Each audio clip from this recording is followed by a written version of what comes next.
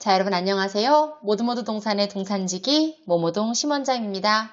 오늘은 요양보호사 실전모의고사 10회 중 7회 실기와 필기 문제, 합격 문제만 일부 빠르게 한번 살펴보도록 하겠습니다. 자, 오늘도 화이팅 하시고 끝까지 열공하시기 바랍니다. 자, 문제풀이 바로 들어갑니다. 노인과 가족과의 관계 변화로 인해 발생할 수 있는 문제점으로 옳은 것은에 대한 질문입니다. 자, 1번 1. 상호 보완적인 부부관계 2번 노년기 성적 관심과 욕구 충족 3번 형제자매 간 동조성 강화 4번 역할 변화에 대한 적응 5번 수직적 부부관계. 자, 정답은요. 네, 정답은 5번 수직적 부부관계가 아니죠. 자, 여러분들이 여기서 헷갈리실 수 있는 거 말씀드릴게요. 이 가족 관계에 대한 발생할 수 있는 문제점으로 옳은 것은, 자, 문제점을 찾는 거예요. 그러니까 여러분들이 흔히 기존의 머릿속에 넣었던 틀린 거를 찾아내는 거죠. 상호 보완적인 부부관계 문제점 아니죠. 노년기 성적 관심과 욕구 충족 있을 수 있죠. 문제점 아니에요. 형제 자매 간 동조성 강화 문제점 아니죠. 역할 변화에 대한 적응 역시나 문제점 아닙니다. 정답은 수직적 부부관계가 문제점이 되겠죠. 자, 우리는 수직적이 아니라 상호 평등적 부부관계로 보셔야겠습니다. 자, 다음 문제 넘어갈게요. 3번입니다. 노인학대 예방교육 및 상담을 하는 기관 1번 시군구청, 2번 관할경찰서, 3번 노인보호 전문기관, 4번 재가노인복지시설, 5번 학대 피해 노인 전용 쉼터. 자, 정답은요. 네, 3번입니다. 제가 굉장히 좋아하는 문제고 항상 중요하다고 설명드리는 문제 중에 하나예요. 노인학대 예방교육 및 상담을 하는 곳, 주로 그 개선을 시키고 인식을 개선시키고 그런 관련된 교육을 하고 이런 얘기가 나오면 우리는 노인보호 전문기관을 체크하셔야겠습니다. 만일 실제로 학대를 당하고 그 학대당한 대상자를 보호하고 일정 기간 동안 숙식을 제공하고 이런 얘기가 나온다면 우리는 5번을 선택해야겠죠. 다음 문제입니다. 6번 노인 장기요양보험 표준 서비스 세부 내용 중 신체활동 지원 서비스로 옳은 것은? 자, 신체활동 지원 서비스에 대한 얘기를 했어요. 1번 세탁, 2번 침구 교환 및 정리, 3번 외출 시 동행, 4번 말벗 격려 위로, 5번 식사 도움. 자, 정답은요. 네, 우리 노인 장기요양보험 표준 서비스 세부 내용 중 어떤 거요? 신체활동 지원 서비스가 뭐니? 라고 물어봤습니다. 자, 정답은 5번 실제로 식사를 하시는데 옆에서 도움을 드리는 거죠. 자, 이랬을 때 우리는 신체활동을 도와드렸다 라고 표현할 수 있겠습니다. 자, 여러분들께서 좀 헷갈려 하시는 거 하나씩 살펴볼게요. 첫 번째 세탁 같은 경우는요, 우리가 일상생활 지원 서비스라고 해서요, 제가 여러분들 헷갈리실까봐 앞에다가 가사를 붙이시면 더 좋아요. 이래서 가사 및 일상생활 지원 서비스라고 말씀드렸어요. 이 일상생활 지원 서비스는 세탁뿐만이 아니라 가사 지원에 들어가는 전반적인 일이 다 이 일상생활 지원 서비스에 해당합니다. 자, 침구 교환 및 정리 같은 경우는 우리 보통 이 요양시설에서 하죠. 시설 환경 관리에 들어간다고 보실 수가 있어요. 자, 외출 시 동행 같은 경우는 개인활동 지원 서비스입니다. 개인활동 실질적으로 어르신들 바깥에 나가실 일이 있다거나 이럴 때 우리가 같이 도와드리는 거죠. 개인활동 지원 서비스. 말벗, 격려, 위로 얘네들은 정서지원 서비스에 해당한다고 할 수 있겠습니다. 정서지원 서비스는 선생님 하루에 최대 60분까지 서비스할 수 있다는 것도 같이 기억하세요. 자, 9번입니다. 대상자가 자신의 특정 부위를 고의적으로 노출하거나 만지는 행위를 자주 하는 경우 장기요양 기관장의 대처 방법으로 옳은 것은 1. 대상자 교체를 진행한다. 2. 즉시 경찰에 신고한다. 3. 화를 내고 서비스를 중단한다. 4. 못 들은 채 하고 일을 계속하게 한다. 5. 가족에게 시정해 줄 것을 요구한다. 자, 9번의 정답은요. 네, 정답은 5번입니다. 가족에게 시정해 줄 것을 우리 센터장님들은 요구를 하셔야겠죠. 우리 대상자를 교체를 한다거나 임의적으로 경찰에 갑자기 신고를 한다거나 화를 내거나 서비스를 중단한다거나 못 들은 채 하고 무시하는 모습을 보인다거나 이런 것들은 다 바람직하지 않죠. 우리는 성희롱을 한 이용자에게 이 대상자가 스스로 재발 방지 약속을 하면 너무 좋겠지만 그렇게 어려운 과정이 더 많기 때문에 보통 가족에게 시정해 줄 것을 요청하고요. 그래도 만일 반복적으로 이럴 경우 녹취를 하거나 일지를 작성하고 이러한 과정을 거쳤음에도 계속 지속적인 성희롱이 있다면 우리는 서비스를 중단할 수도 있겠죠. 다음입니다. 11번입니다. 요양보호사가 자신을 법적으로 보호하면서 서비스를 제공하는 방법은 1. 대상자의 학대 상황에서는 관여하지 않는다. 2. 서비스 방법이 확실하지 않을 때는 경험에 따라 제공한다. 3. 서비스를 제공하기 힘든 대상자는 서비스 대상에서 제외한다. 4. 서비스를 제공할 때는 정해진 원칙과 절차에 따른다. 5. 서비스 제공 기록지에 보호자와 통화 기록을 작성한다. 자, 법적인 소송에 휘말리지 않기 위해 준수해야 될 상황 정답은요. 네, 서비스를 제공할 때는요. 정해진 원칙과 절차에 따라서 진행하신다면요. 우리가 법정 소송에 휘말리지 않겠죠.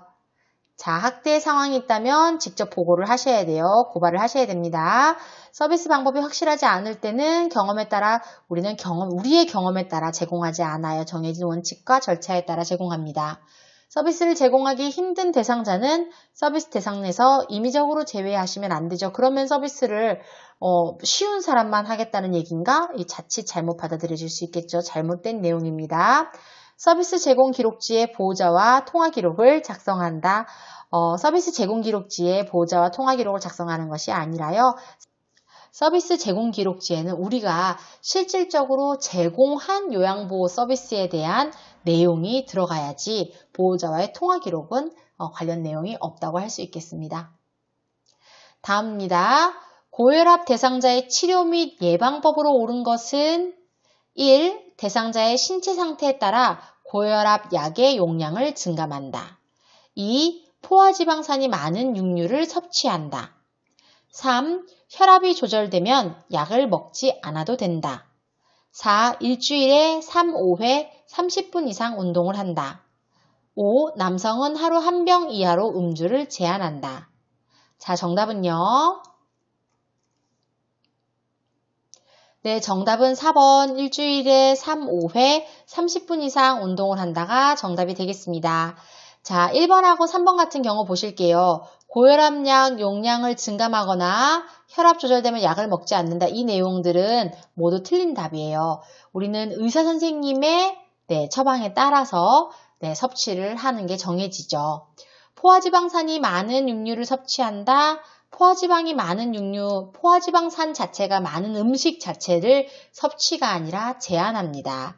남성은 하루에 한 병 이하로 음주를 제한, 한 병이 아니라 2잔 이하로 음주를 제한합니다. 가급적 음주를 안 하시는 게 제일 좋겠죠. 20번입니다. 대상자의 욕창 예방 방법으로 옳은 것은에 대한 질문이에요. 1. 침대에서는 2시간마다, 휠체어에서는 1시간마다 자세를 바꿔준다. 2. 욕창 발생 부위에 도넛 베개를 사용하여 자극을 줄여준다. 3. 하루에 한 번 피부 상태를 점검한다. 4. 날씨가 추울 경우 뜨거운 물주머니를 사용한다. 5. 피부를 닦은 후에 파우더를 발라준다. 자, 정답은요.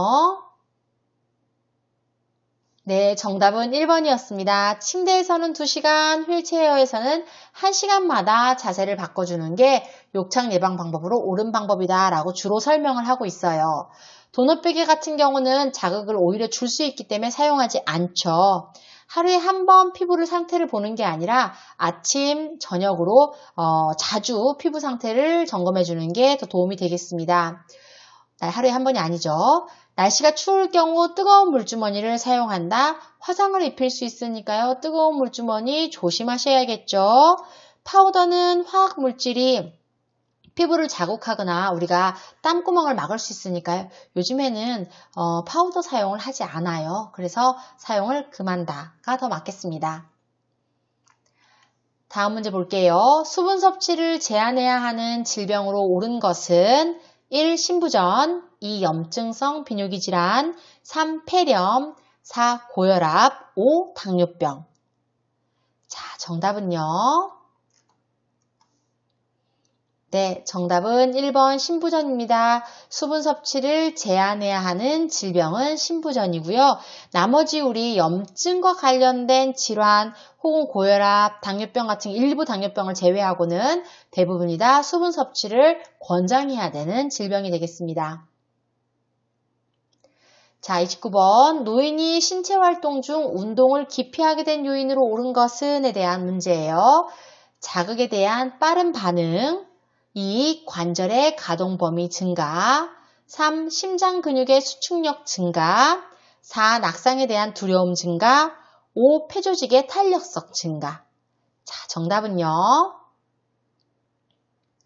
네, 정답은 낙상에 대한 두려움 증가가 정답이 되겠습니다.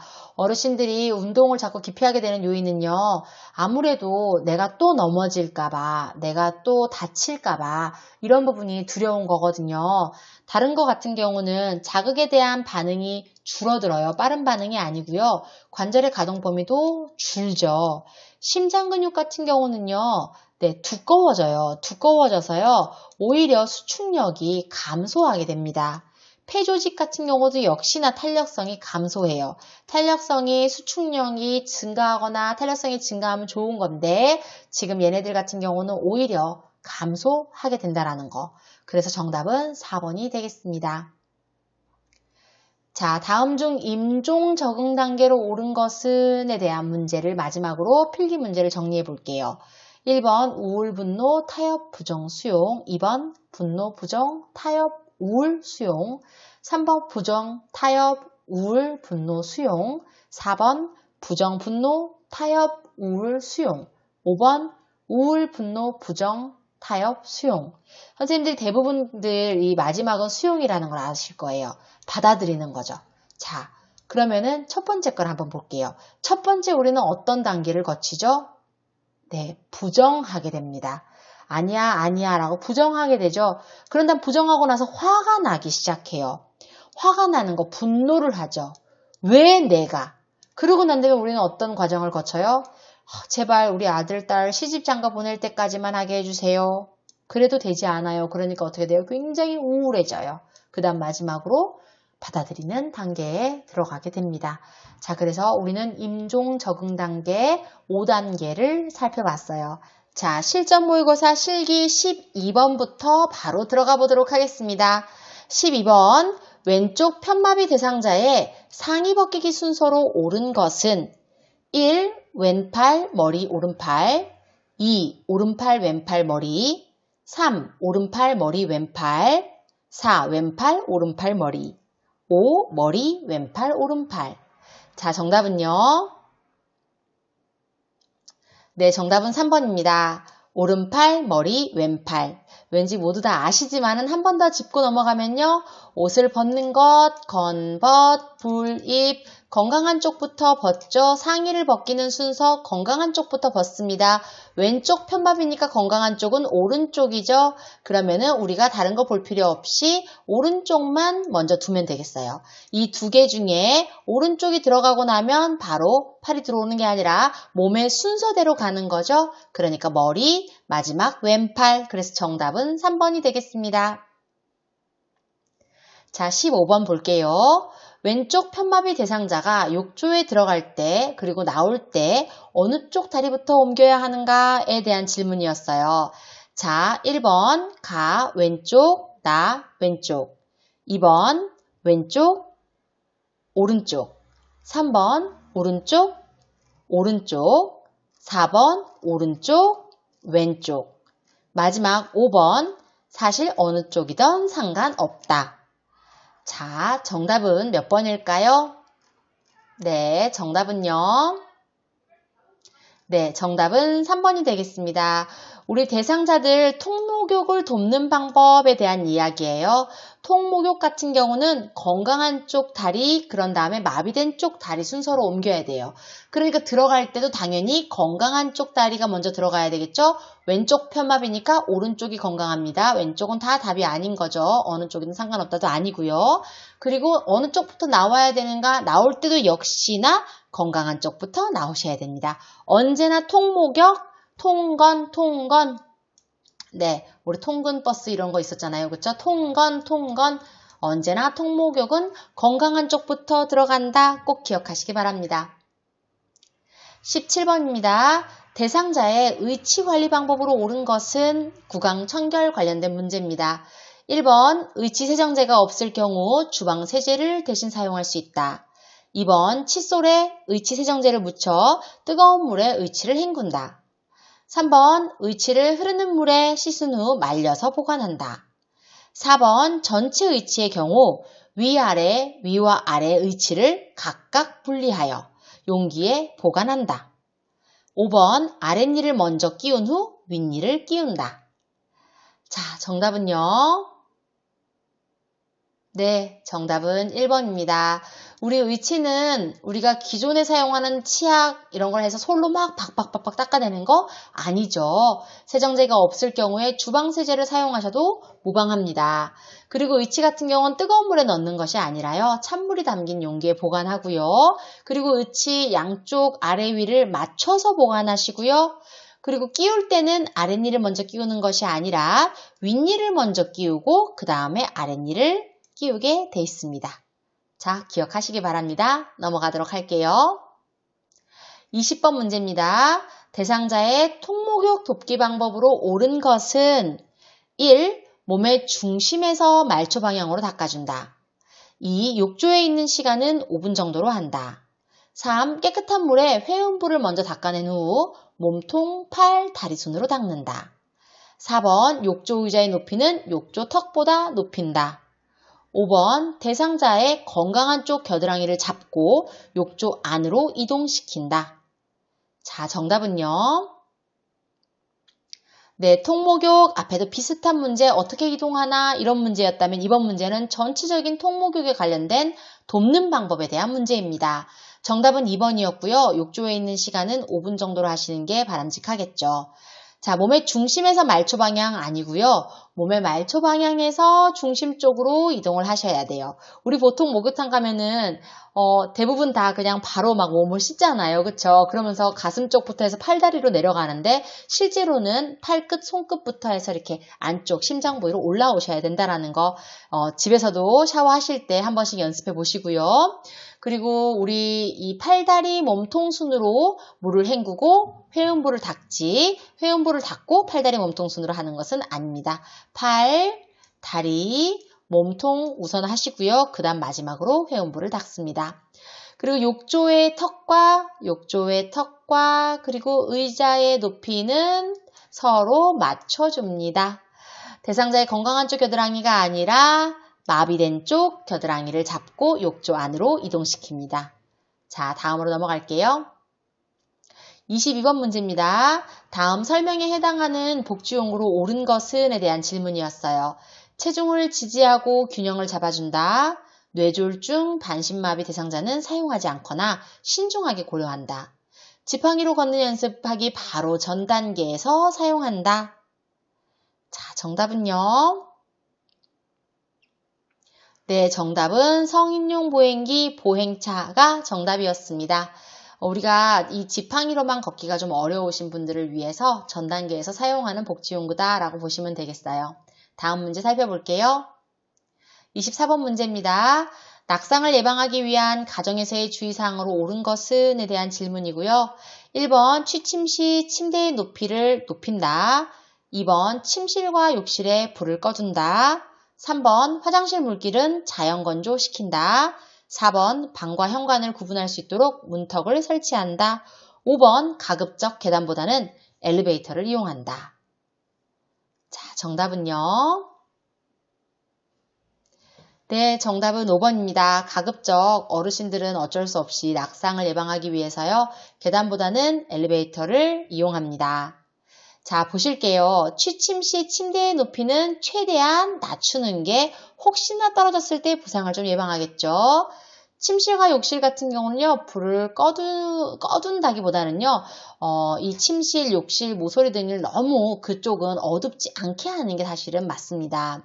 화장실 물기는 자연 건조라기보다는 물기가 있다면 바로 건조시켜서 물기가 없도록 제거해주면 더 도움이 되겠죠.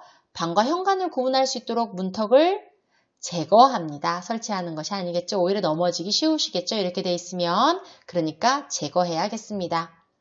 자, 다음 문제 넘어갈게요. 26번입니다.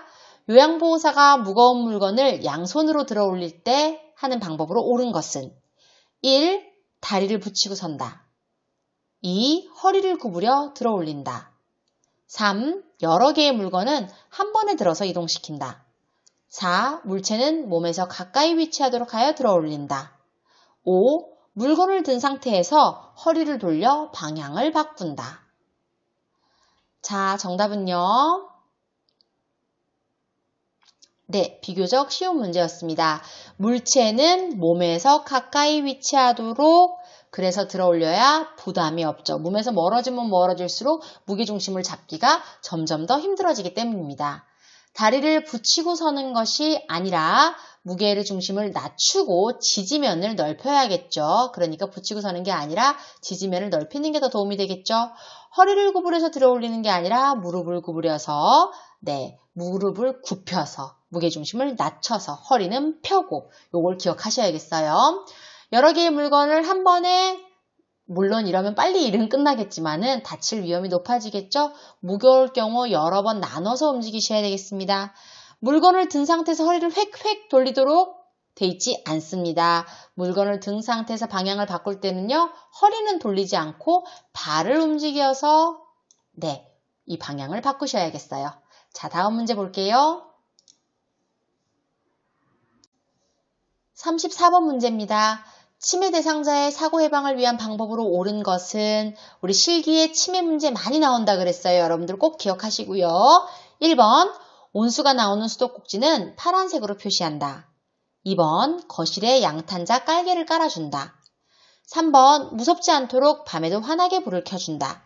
4번 난간 출입구 주변에 밝은색 야광 테이프를 붙여놓는다.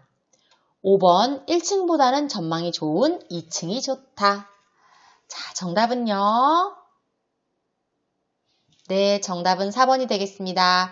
난간, 출입구 주변에 밝은색 야광 테이프를 붙여놓으면은 대상자가 여기서부터가 출입구구나 혹은 난간이구나 혹은 여기서부터 내가 뭔가 주춤해야 되는 상황이구나를 느끼실 수 있으시겠죠.